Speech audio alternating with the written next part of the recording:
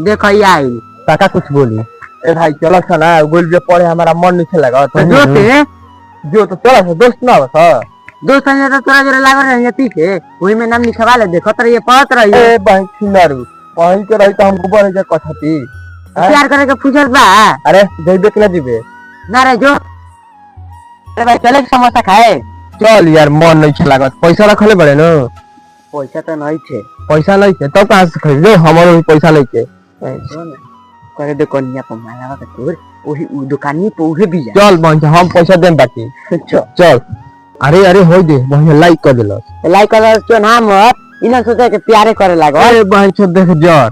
हम तोरा के देख के जरूरत नहीं तो का करता देख ना जरूरत तो दिन देती जे तो किसान ये नंबर दिया जीतनु तारा रे जोरे जाके हम पिटाई हमरा पिटाई के नहीं थे जा जे मन कर मैं छिनल के वो कलम दे दिले बुझे तक सोना का गुलिये दे दिल के ऐसे क्यों बतावन ए भाई छिनल तू ना समझ में एकरा बारे में तू निकला पत्थर की जा तो जा भागा भागा जाता नहीं हमारे से आज के बाद अब मत बोली तोरा हमारा दोस्ती खत्म जो